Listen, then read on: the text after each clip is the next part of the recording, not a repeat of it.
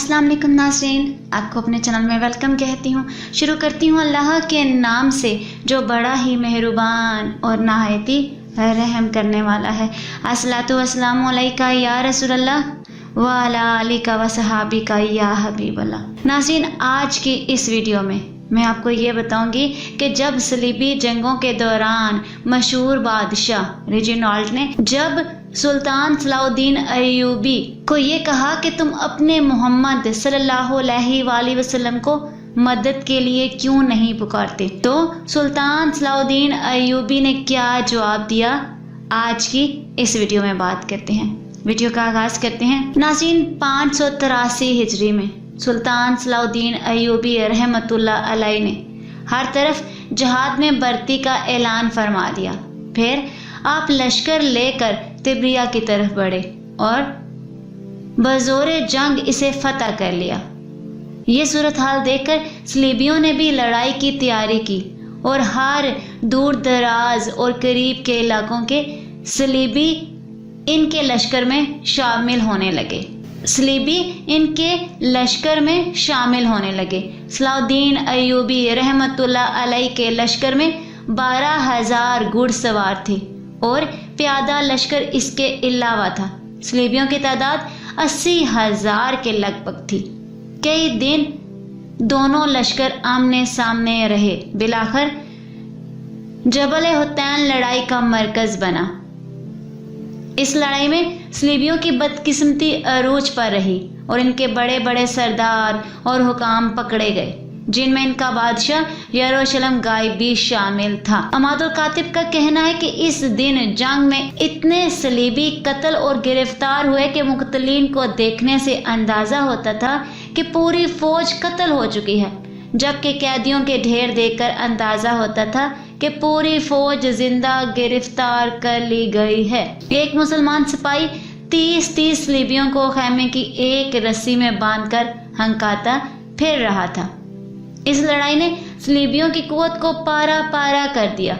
इनकी बड़ी मुकद्दस सलीब मुसलमानों के हाथ आ गई और इनका मशहूर जंगजू बादशाह रेजिनाल्ड, जिसने एक बार मुसलमानों के एक काफिले को गिरफ्तार कर लिया था और जब इन्हें कत्ल करने लगा तो इनसे कहा, आप तुम मोहम्मद को अपनी मदद के लिए क्यों नहीं बुलाते हो। मालून भी मुसलमानों की कैद में था। सुल्तान सलाउद्दीन अय्यूबी रहमतुल्लाह अलैह ने इसे कहा कि आप मोहम्मद सल्लल्लाहु अलैहि वसल्लम की मदद आ चुकी है।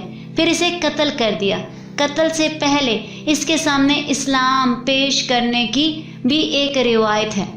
इस जंग से हासिल होने वाले कैदी दमिश्क के बाजारों में एक एक जूते के बदले फरोख्त हुए। जब काजी इब्ने अबी असरून दमिश्क में दाखिल हुए तो ईसाइयों की बड़ी सलीब इनके सामने सरनगू पड़ी हुई थी।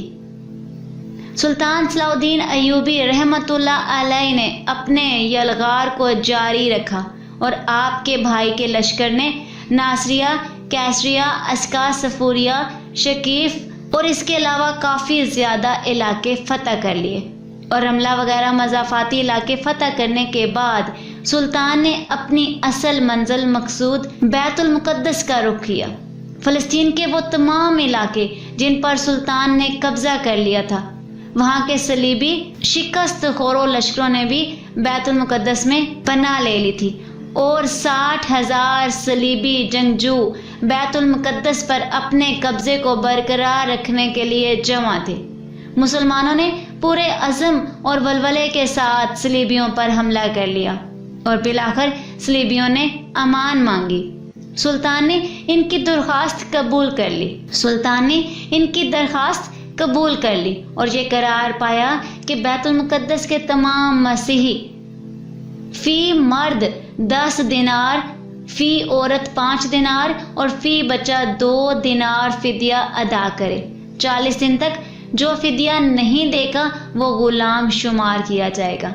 इस करारदाद के बाद जुमा 27 रजब 583 बमुताबिक सितंबर 1187 सलीबियों ने बैतुल मुक़द्दस मुसलमानों के हवाले कर दिया اور 91 سال سے جاری ظلم اور بربریت کا وہ دور ختم ہو گیا جس نے پوری امت مسلمہ کے سر شرم سے جھکا رکھے تھے، اور اللہ کا یہ پاک گھر پھر اپنے حقیقی پاسبانوں کے ہاتھ میں آ گیا اور مسجد اقصیٰ نے سکون کا سانس لیا۔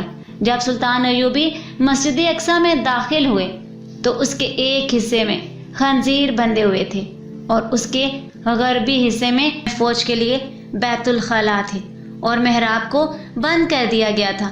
مسلمانوں نے فوراً اس کی پاکی اور صفائی کا انتظام کیا اور مسجد میں قیمتی قالین بچھا دیے گئے، خوبصورت اور قیمتی قندیلوں سے اسے منور کیا گیا۔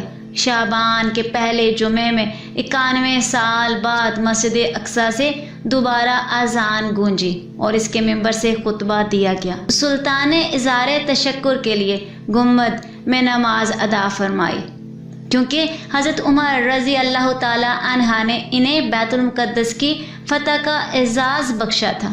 صلیبیوں نے گنبد میں جو تبدیلیاں کر دی تھی وہ ختم کر دی گئیں اور سلطان تقی الدین نے خود مسجد اقصیٰ میں حاضری دی اور گلاب کے پانی سے اسے غسل دیا اور اپنے ہاتھوں سے جھاڑو دینے کی سعادت حاصل کی اور ہر طرف خوشبوئیں بکھیر دی۔ آج جب کہ 50 سال ہونے کو ہیں اور مسجد اقصیٰ یہودیوں کے ناجائز قبضے میں ہے، ہم ان واقعات کو مسجد اقصیٰ کی فتح کے واقعے پر ختم کر رہے ہیں تاکہ اس کو بار بار سنا جائے اور ہر شخص غزوہ بدر سے لے کر مسجد اقصیٰ کی دوبارہ فتح تک کی تاریخ کو بار بار سنے اور اپنے دل میں اس نیت اور عزم کو پختہ کرے جو نیت اور عزم سلطان صلاح الدین ایوبی رحمۃ اللہ نے اپنے دل میں پختہ کیا تھا اور بالآخر وہ مسجد اقصیٰ کو خنزیروں سے پاک کرنے میں کامیاب ہو گئے تھے۔ بات صرف عزم کی ہے، بات صرف سچی نیت کی ہے، پھر یہ عزم اور نیت انسان کو گھر نہیں بیٹھنے دیتے اور منزل پر پہنچے بغیر چین نہیں کرنے دیتے۔ سلطان صلاح الدین ایوبی رحمۃ اللہ علیہ بھی ہماری طرح ایک انسان تھے، لیکن ان کے دل میں یہ بے چینی تھی کہ مسجد اقصیٰ کافروں کے قبضے میں کیوں ہے۔ ان کے دل میں یہ خلش تھی، اگر ہم اپنے مقدس مقامات کی حفاظت بھی نہیں کر سکتے تو پھر زندہ رہنے کا کیا فائدہ ہے۔ اس زمانے میں بھی مسلمان انتشار کا شکار تھے، اس زمانے میں بھی مسلمانوں کی بڑی تعداد جہاد سے غافل ہو کر عیش پرستی میں پڑ چکی تھی۔ اس زمانے میں بھی سفید چہرے والا کالا یورپ اسلام کو مٹانے کے لیے اس کے سینے میں صلیب کھونپنے کے لیے متحد ہو چکا تھا، مگر سلطان صلاح الدین ایوبی رحمۃ اللہ علیہ نے اپنے اوپر آرام کو حرام کر لیا اور گھوڑے کی پشت کو اپنا تخت اور رات کے وقت مسلح کو اپنا بستر بنایا۔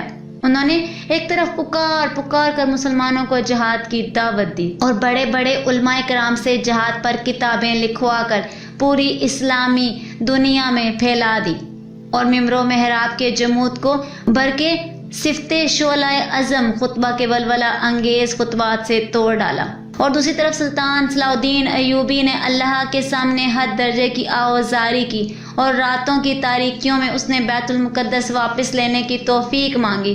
چنانچہ مسلمان بھی متحد ہو گئے اور آسمان سے مدد کے دروازے بھی کھل گئے اور لاکھوں نفوس پر مشتمل صلیبیوں کی آہنی لشکر جو خود کو ناقابل تسخیر سمجھتے تھے، سلطان صلاح الدین ایوبی کے سامنے مکڑی کے جالے ثابت ہوئے۔ آج پھر وہی ماحول ہے، آج پھر کفر نے خود کو ناقابل تسخیر سمجھ رکھا ہے، آج پھر مسلمانوں میں انتشار اور جمود کی کیفیت ہے، مگر اس خاکے کے اندر بہت سارے شرارے چھپے ہوئے ہیں۔